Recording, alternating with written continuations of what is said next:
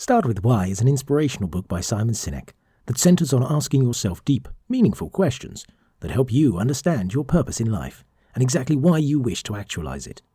It talks about how you can achieve truly remarkable things by simply focusing on the why associated with things. The 5 main ideas proposed in the book include the following. Figuring out your core beliefs in life, your purpose in life, and why you ought to nurture those principles and pursue that direction in life. All the inspirational leaders and successful organizations in the world always begin their journey with why. To inspire others, you need to show people why you are doing certain things a certain way. It is not always your actions, but why you implement them that inspire people. To achieve lasting success, stick to your goals and always be motivated to do something extraordinary. You must know why, and this applies to every aspect of your life. To sustain and skyrocket your growth, you must always keep focusing on the why associated with your goals. And you need to keep revisiting your goals and the whys, so you stay focused on what you must do and keep your goal in sight. Here is a chapter-by-chapter summary of the book. Chapter 1. Assume you know. The first chapter of the book talks about different assumptions we make about different aspects of our life, including our goals, and often it is these assumptions that adversely affect our life. Chapter 2. Carrots and sticks. In this chapter, Sinek talks about the 2 commonly employed methods to draw customers to make a purchase, inspiring the carrots, wherein someone is inspired to make a purchase, or manipulating sticks, wherein different promotional and advertising tactics are used to manipulate customers into performing the desired call to action. Chapter 3. The Golden Circle.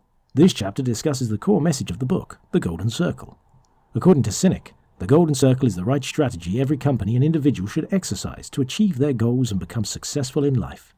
It has the why at its core, which means one should first figure out their core purpose in life, then move on to how to achieve that purpose, and then work on the what part, which encompasses the tasks one should carry out to achieve the why. Chapter 4 and 5. This is not opinion, this is biology and clarity, discipline and consistency.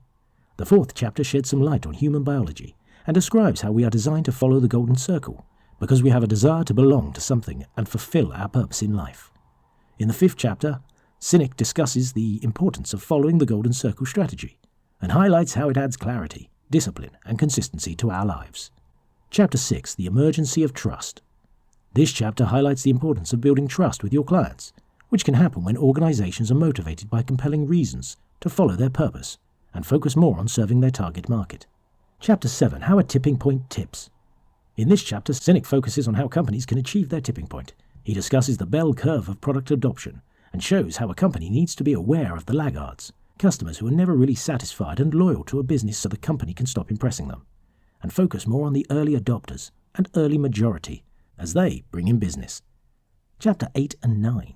Start with why, but know how and know why. Know how, then what? The 8th chapter highlights how one should focus on discovering their whys to understand their goals.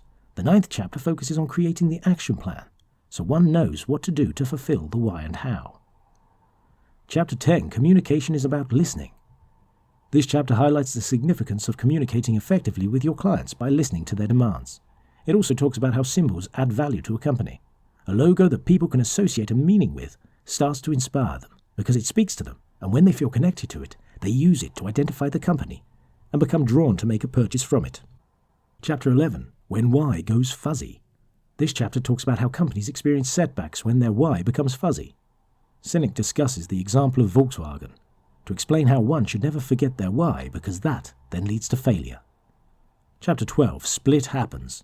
In the 12th chapter, Sinek discusses how a company needs to be passionate about its work and how their passion must have a structure so it keeps on growing. Chapter 13. The origin of why. Sinek talks about how to find your why. You must look inside you and not just rely on market research, because your why always comes from within. Chapter 14. The New Competition. In this chapter, Sinek discusses how one should compete with his or her own self, because that's when you set higher benchmarks for yourself. Also, when you compete with yourself, people are ready to help you. You miss that help when people see you competing against them. Simon Sinek reminds the reader time and again how imbalance and chaos in our lives is a result of the absence of the clear why in your life.